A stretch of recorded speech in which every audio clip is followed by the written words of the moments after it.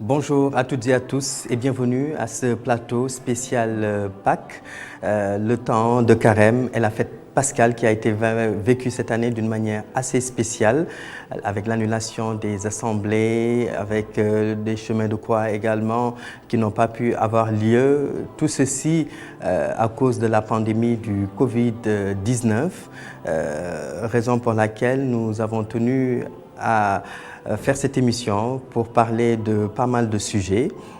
Comment l'Église s'est organisée par rapport à ces moments, qu'est-ce que la Semaine Sainte et comment elle a été vécue, qu'est-ce que le mystère pascal. Pour débattre de toutes ces questions, nous recevons sur ce plateau trois invités. Le Père Raphaël Diop, il est le curé de la paroisse Saint-Joseph de Médina. Bonjour et bienvenue. Bonjour, merci. Nous avons aussi la sœur Pascaline, donc Ndion, elle est aussi, c'est la directrice du Cluny, Saint-Joseph de Cluny, c'est bien cela? Des cours Anne-Marie Javoué. Saint-Joseph de Cluny. Voilà, c'est bien cela. Merci d'avoir accepté notre invitation. Merci. Nous recevons également Valérie Ndion, c'est une fidèle catholique qui est très engagée dans la vie de l'Église. Bonjour et bienvenue également. Bonjour. Alors mon père, avant de démarrer ce plateau, une petite prière pour nous permettre ou pour permettre au Seigneur de s'inviter à ce plateau. Nous sommes rassemblés au nom du Père et du Fils et du Saint-Esprit. Amen. En ce jour de Pâques, nous rendons grâce à Dieu pour le don de la vie. Merci pour tout ce que le Seigneur a fait pour nous. La fête de Pâques, c'est la fête de la foi, la fête de la vie. Et nous pensons aujourd'hui à tous ceux et celles qui souffrent, nos malades, tous ceux et celles qui sont inquiets à cause de cette pandémie. Que le Seigneur réconforte, soulage, console. Qu'il fasse grandir en nous la foi et l'espérance. Et que son esprit nous guide maintenant et pour les siècles des siècles. Amen.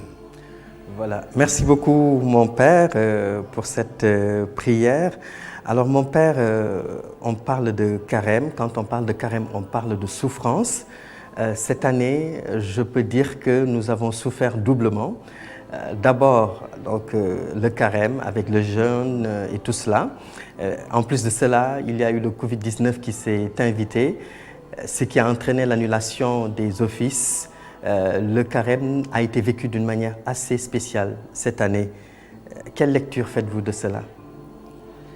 Je voudrais d'abord saluer les téléspectateurs, ceux qui nous suivent en ce moment, et leur souhaiter également une joyeuse fête de Pâques. Comme vous l'avez dit, notre carême cette année a été perturbé par cette Covid, cette pandémie. Vous avez dit tant de carême, tant de souffrance. Et voilà que l'humanité tout entière souffre de cette pandémie. Le Christ aussi a beaucoup souffert pour nous. Et que ce temps de carême, nous l'avons aussi vécu sous le regard de la croix et dans l'espérance, dans la foi et dans l'espérance. Tant de carême, mais tant de pénitence, mais aussi tant d'espérance, l'espérance à la vie.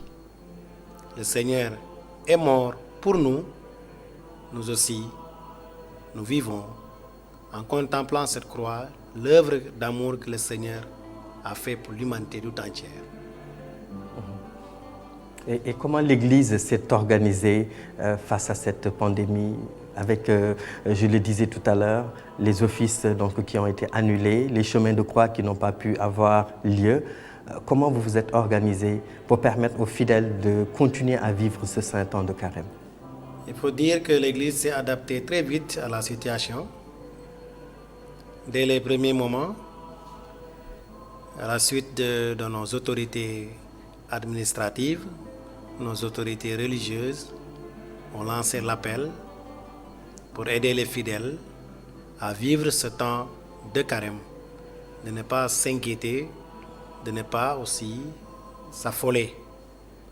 Et que partout des initiatives se sont fait sentir. Les pasteurs comme les fidèles, à travers les réseaux sociaux, ont dû aider chacun. Les pasteurs ont aidé les fidèles à s'organiser, à vivre ce temps de carême grâce aux réseaux sociaux. Rendons grâce à Dieu pour ce que l'Esprit ne cesse d'accomplir dans l'Église. Et quand nous avons appris, quand les évêques ont pris la parole pour nous dire on va arrêter, on suspend ou on annule certaines activités, nous venions de célébrer le deuxième dimanche de carême. L'évangile qui a été proclamé, c'était l'évangile de Jésus avec la Samaritaine.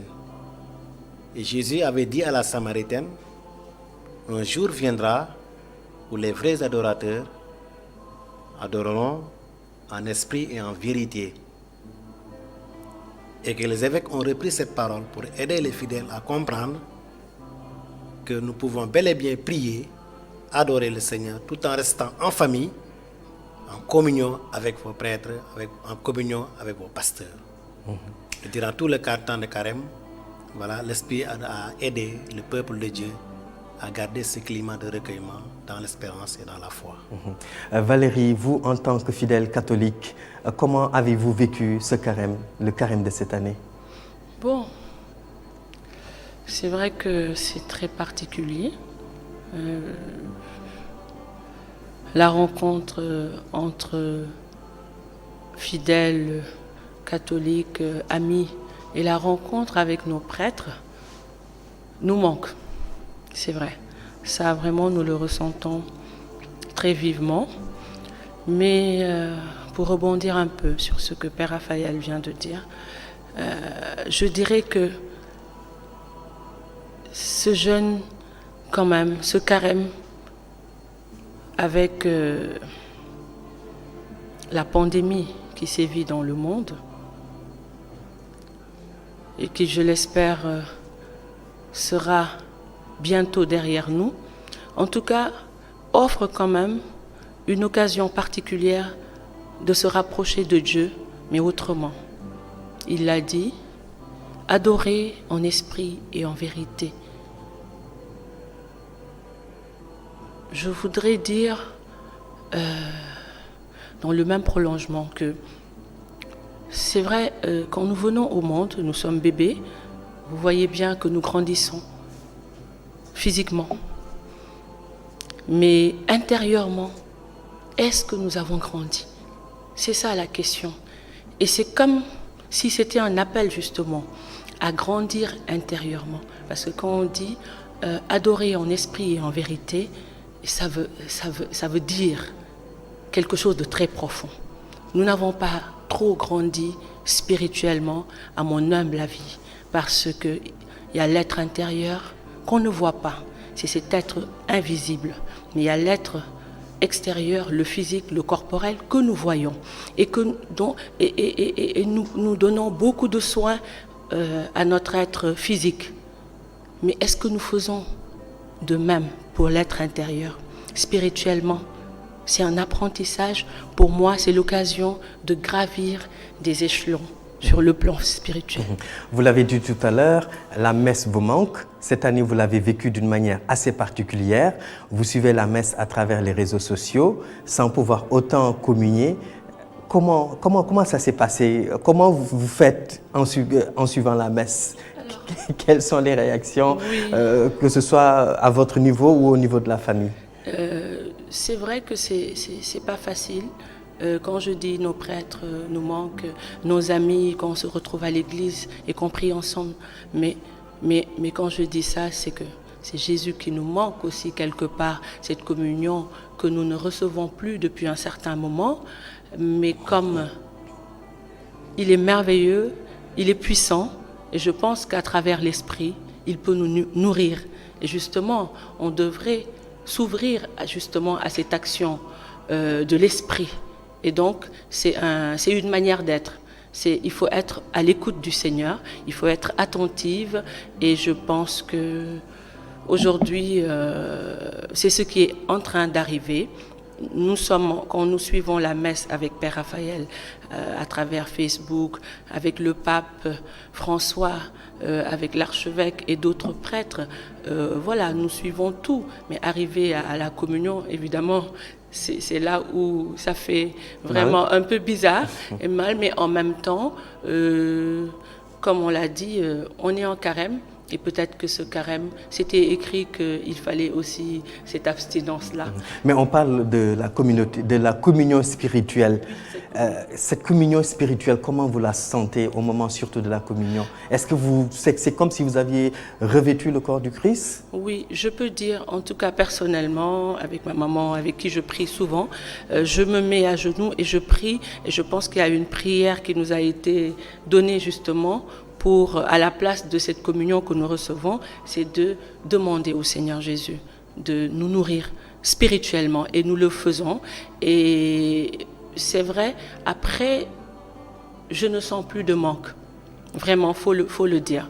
Après, on ne sent plus de manque parce que on se dit que voilà, il est là et il assure. Et nous le vivons bien finalement. Et puis bon, parce que nous le vivons bien, parce que on espère que bientôt c'est fini et qu'on pourra reprendre cette communion de manière physique, voilà. Mais il ne faudra pas qu'on revienne à la case départ et qu'on n'apprenne rien de tout cela. Parce qu'on est appelé à grandir spirituellement. Et donc, il faudrait que quand nous prenons, et je pense que ça va se faire, ça va être un déclic. En tout cas, moi, personnellement, le temps que je reste sans prendre de communion de manière physique, mais le jour où le Seigneur permettra que je reprenne ça, mais ce sera autrement. Il y a quelque chose de plus. Et donc, ce temps, en fait, sur ce plan-là, est certainement quelque chose de très bénéfique pour les catholiques. D'accord. Ma sœur, vous pensez que c'est une épreuve? Merci beaucoup Clément. Je salue les téléspectateurs et je remercie le Père de m'avoir invité à ce plateau. Alors le carême 2020, Covid 2019, c'est une souffrance. Mais quand on est croyant, on a un regard de foi sur ce carême. Et ça permet de saisir le vrai sens du carême. Parce que carême, qui dit carême, dit retrait. Et nous avons été obligés par le Covid-19 de nous retirer dans nos maisons, dans nos couvents, dans nos paroisses, en ce qui concerne les pères. Être seul avec Jésus. On a été au désert avec Jésus. Et nous avons, pendant ce temps de carême, communié à la souffrance de Jésus, communier aussi à la souffrance du monde, parce que ça nous a permis de nous arrêter, de nous poser et de réfléchir sur le vrai sens de la vie, en communion avec Jésus qui prie avec nous au désert. Et ça nous a permis également de vivre la conversion, parce que se convertir, c'est changer de comportement. Et je pense que le Covid-19 nous a invités à changer beaucoup de comportements, à nous discipliner, à ne plus faire comme avant. Ça a été en tout cas un moment de revenir à nous-mêmes. Notre liberté a été contrariée, on devrait adopter des comportements, on n'avait pas toujours le réflexe, se laver les mains, ne pas saluer, être respecté, être propre dans nos comportements. Tout ça nous a vraiment permis de nous convertir dans nos manières d'être, mais aussi dans notre manière de vivre notre foi. Donc pour moi, ce Covid-19 nous a permis de bien vivre le carême, parce que carême, c'est pas seulement aller à la paroisse, aller au chemin de croix. On a vécu la souffrance dans nos communautés, parce qu'on n'a pas eu les célébrations. Ça, c'était une souffrance. C'était quelque chose qui nous a manqué parce qu'on a l'habitude d'aller en paroisse, être en communauté avec les fidèles, être avec les prêtres, prier ensemble. Mais avec l'avènement du Covid-19, nous avons été contraints. Et comme je disais tout à l'heure, avoir ce regard de foi pour dire que Dieu est partout. Comme l'ont dit ceux qui m'ont précédé, les vrais adorateurs adorent Dieu en esprit et en vérité. Et je pense que c'est ceux-là que recherche le Père, ceux qui adorent Dieu en esprit et en vérité, parce que Dieu est esprit. Tout à l'heure, dans vos propos, vous avez parlé du comportement.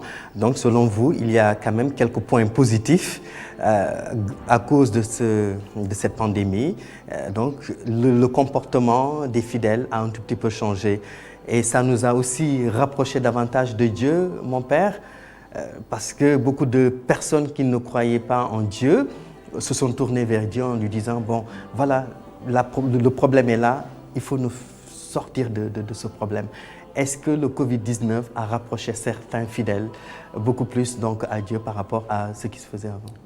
Certainement, et nous le souhaitons. Nous prions pour que l'humanité puisse changer. Tout le monde puisse adopter un nouveau comportement. Et n'oublions pas que le Pâques, c'est un passage de la mort à la vie. Donc les chrétiens qui mènent une nouvelle vie. Et que certainement, avec ce que nous vivons aujourd'hui, c'est un espoir. Cette année, ouais, c'est un espoir. Beaucoup s'interrogeront. Et on cherche la réponse. Que tu crois ou tu ne crois pas, en tout cas, tu te concentres sur quelque chose. Très bien. Nous vous rappelons que vous êtes sur ITV, votre plateau spécial Pâques, avec les invités, donc le Père Raphaël, la sœur Pascaline et bien sûr notre amie Valérie. Merci de votre fidélité. Mon Père, aujourd'hui nous fêtons donc la résurrection de notre Seigneur Jésus-Christ.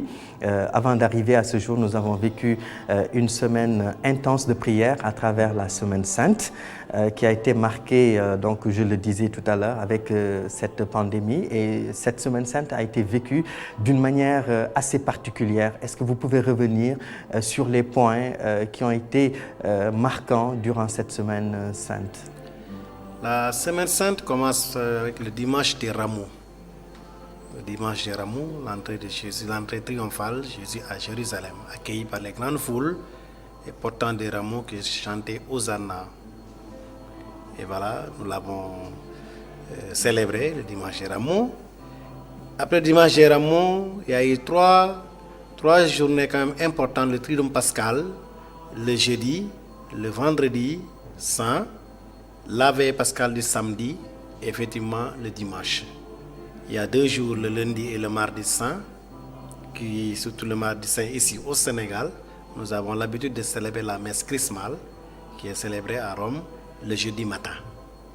Alors c'est une semaine sainte où nous célébrons quand même le jeudi saint, nous faisons mémoire, la Sainte Seine, l'institution de l'Eucharistie, le jeudi saint. Vendredi saint, le chemin de croix et la vénération de la croix, la mort de Jésus-Christ. Et puis voilà, une retraite spirituelle le samedi saint qui nous a conduit donc à la veille pascale, la résurrection, et le dimanche que nous célébrons aujourd'hui. Le jeudi saint, d'habitude, il y avait le lavement des pieds. Cette année, c'est un point important quand même qui a manqué à cette célébration. Est-ce que le jeudi saint, sans le lavement des pieds, on peut dire que tout a été fait selon les principes de l'Église? Oui, le cardinal Sarah avait déjà donné des instructions pour que nous puissions bien célébrer la Semaine Sainte. Et parmi ces instructions, il recommandait donc, vu l'absence des fidèles, de ne pas faire le sauter, l'étape de sauter, donc de ne pas faire le lavement des pieds, mais pas seulement le lavement des pieds, parce qu'il n'y a pas eu la procession. Et habituellement, après la messe, on faisait une propre procession avec le Saint-Sacrement, préparait déjà un reposoir où Et on pourrait faire une adoration cette année. Voilà, les fidèles n'étant pas absents, mais on a dû faire s'adapter à la situation et là, au tabernacle. Et voilà, lavement des pieds. Charles et Jeudi Saint, nous avons célébré l'Eucharistie d'abord. C'est l'Eucharistie qui est le centre. Qui est le centre même de la célébration du Jeudi Saint. Et je crois que l'essentiel a été fait. Très bien. Le samedi également, lors de la veillée pascale, lors de la liturgie baptismale, normalement des catéchumènes devaient être baptisés. Cette année aussi, ça a manqué à l'Église. Alors pour ces catéchumènes qui sont à l'attente, quel message avez-vous à leur lancer et comment ça va se passer pour leur permettre de pouvoir poursuivre leur cheminement? Alors ils avaient commencé les étapes, premier scrutin, deux scrutins, donc qui ont été stoppés avec l'événement. Et dernièrement, l'aumônier diocésain chargé de la catéchèse également a envoyé un courrier pour dire que nous avons dû suspendre toute cette préparation spirituelle, dire à ces catéchumènes, et comme tout baptisé, la confiance et l'espérance, une fois que tout sera, voilà, quand nous aurons les possibilités de le faire, nous célébrerons ces sacrements. Voilà, c'est ce que l'évêque nous a rassuré aussi. Mais comme tout baptisé, il reste à la maison et il prie avec foi et l'espérance. Il en est de même pour les premières communions qui devraient normalement être célébrées, si je ne me trompe, au mois de mai. Les premières communions et les confirmations également. Est-ce que l'Église s'est prononcée sur ça? Y a-t-il des dates qui ont été communiquées ou tout est en stand-by pour le moment? Dans le même courrier, l'aumônier a dit tout simplement, quand les circonstances nous permettront de le faire, nous reprendrons la vie normale et nous continuerons le programme d'activité qui a été établi dès le début de l'année. Donc aucune date n'a été annoncée, voilà, pour la célébration des premières communions ou confirmations. Voilà. Ma sœur, vous êtes directrice d'école, de l'école Anne-Marie Javoué. Vous vous occupez des enfants et tout cela. Alors, comment les enfants doivent vivre ce confinement? J'imagine que ça ne doit pas être facile pour eux parce que au début, quand on dit vacances, les enfants sont enthousiastes, ils vont hurler, ils vont applaudir. Mais, quand ça tire en longueur. Voilà, quand ça tire à longueur, je pense qu'ils doivent commencer à s'ennuyer. Et surtout que c'est un confinement, les enfants ont besoin d'espace, ils ont besoin de courir, ils ont besoin de retrouver leurs amis. Et on parlait de souffrance tout à l'heure, je pense que les enfants aussi ont vécu leur carême parce que, voilà, n'étant pas avec les amis. Donc, et n'étant pas aussi à l'école parce qu'il y a des enfants qui sont très sérieux et qui aiment vraiment aller à l'école. Donc, à ces enfants, je les encourage d'écouter leurs parents parce qu'ils sont là pour les protéger et peut-être qu'ils sont mieux avertis par rapport au comportement qu'il faut adopter dans la maison. Donc, j'encourage ces enfants-là et puis à ouvrir les cahiers, continuer à lire, à faire les exercices.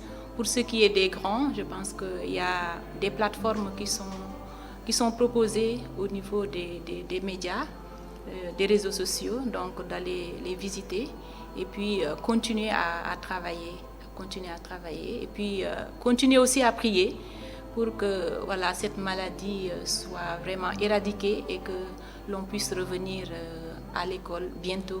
Parce que les enfants nous manquent. Voilà, les enfants vous manquent, vous également vous leur manquez. Mais comment gérer leur humour à la maison? Quels conseils donnez-vous aux parents?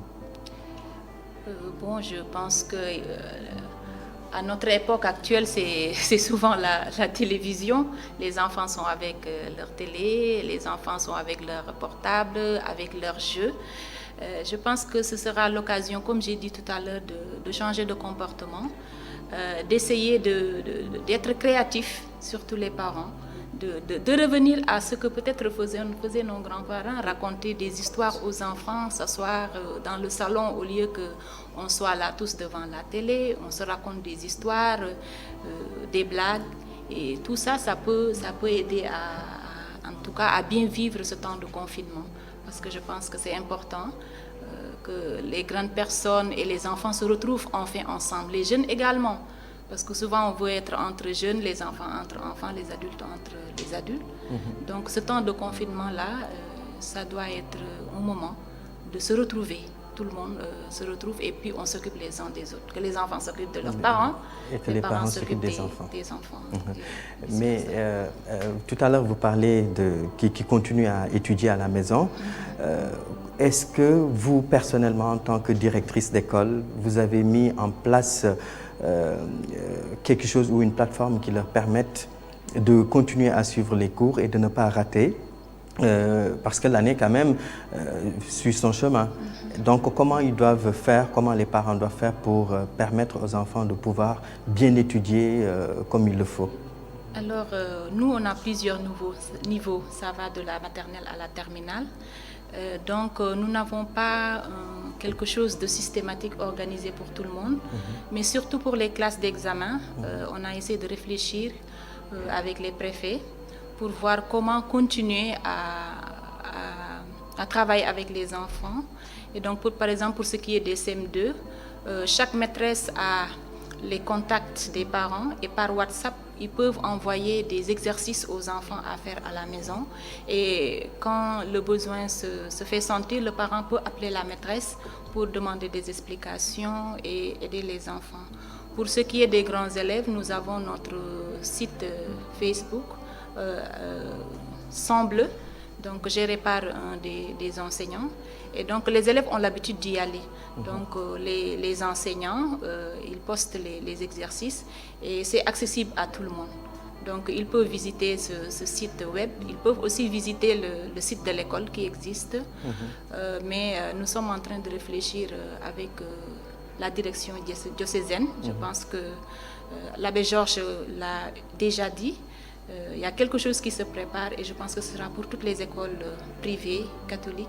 Donc voilà, on essaie tant bien que mal pour accompagner les parents et les élèves pour que voilà, ils continuent d'être connectés au niveau de l'enseignement. Ce serait bien quand même, puisque certaines écoles ont même déjà pris les devants en envoyant chaque semaine des séries d'exercices pour permettre aux enfants d'être à jour, surtout par rapport au programme scolaire. Voilà. Mon père, avec ce Covid-19, donc cette maladie que nous constatons tous, ne pensez-vous pas que c'est une occasion également pour permettre aux familles de mieux se souder? Ah oui, les familles comme les communautés religieuses, comme les équipes sacerdotales. Chacun dans sa famille, chacun dans sa communauté. Et nous revisiterons certainement, nous sommes en train de visiter les valeurs familiales et communautaires. Parce qu'on est là, il faut qu'on prie ensemble, qu'on mange ensemble, qu'on travaille ensemble. C'est ça. Voilà. On n'a pas où aller, on reste là confiné, sinon on s'ennuie. Pour ne pas s'ennuyer, il faut animer la famille, il faut animer la communauté. Et voilà, et on revient aux valeurs familiales et communautaires. Valérie, sentez-vous un meilleur rapprochement avec la famille par rapport à ce... oui, ça paraît, oui. Par expérience, parce que j'ai vu que les parents, cousins, cousines ont plus de temps pour appeler. On s'appelle plus et je pense que tout à l'heure, je pense que c'est le père Raphaël ou ma sœur qui parlait de changement de comportement. C'est clair que, en fait, c'est comme si on nous imposait un changement de comportement. En tout cas, cette maladie nous l'impose quelque part, mais on voit aussi le côté positif. Mais aujourd'hui, si le changement ne vient pas de nous, s'il n'est pas profond, après cette maladie, nous allons revenir à la case de départ.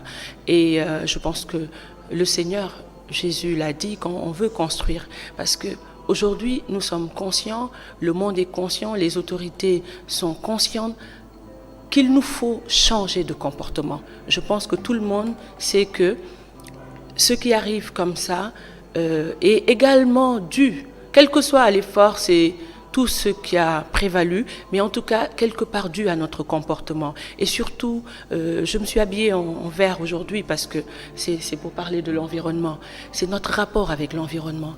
Il y a un véritable problème et il faut un changement radical. Mais ce changement, il faut que ça parte vraiment déjà à la base, la conscience. Il faut qu'on soit conscient tous conscients de ça et que ça parte, qu'il y ait un fondement, le cœur, qu'on veuille ce changement. Vraiment, et pour que cela, après cette pandémie, puisse être une réalité. Je voulais également rebondir, parce qu'elle parlait de la souffrance des enfants, et ça m'a donné quelques idées, parce que je me suis dit, mais ce carême-là, finalement, c'est vrai, c'est le carême chrétien, mais à y regarder de plus près, tout le monde est en carême. Le monde entier est en carême. Je voudrais dire que le Seigneur est vraiment puissant. Et peut-être ça, c'est vraiment un signe très très fort. Le monde entier est en carême. Que nous soyons chrétiens ou pas, nous sommes en carême. Aujourd'hui, c'est fini, c'est Alléluia. J'espère que la pandémie aussi tire à sa fin, en tout cas. Mais en tout cas, j'ai dit et en carême, mais il faut dire le monde entier était en carême. Mais tant que la pandémie continuera, quelque part c'est ça. Parce que quand on dit carême, on dit abstinence. Et chacun ressent. Et chacun, quand même, a quelque part cette abstinence qui n'est peut-être pas volontaire, mais qui est presque imposée, et certainement pour notre bien, parce que si le Seigneur a permis, c'est qu'il y a quelque chose de bien que nous pouvons tirer de tout cela. On demande aux gens de rester chez eux. On est en Afrique, où la famille joue un rôle quand même assez important, ou je dirais même très importante. Aujourd'hui, face à une cousine, une tante qui veut venir vous voir chez vous, comment lui dire restez chez vous, c'est pas la peine de venir à la maison? Oui.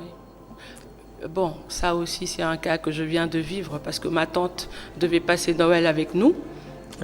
Pâques avec nous. Et malheureusement, au dernier moment, on dit, mais vraiment, ce ne sera pas possible. Et ça, c'est à cause vraiment de cette situation. Mais nous restons en communion. On s'appelle et en communion spirituelle, nous prions ensemble parce que l'occasion, en tout cas l'avantage aussi, c'est que même quand chacun est chez soi, c'est de se donner par exemple une heure et tout le monde à 18h, à 19h ou à 20h, on allume une bougie et on prie ensemble.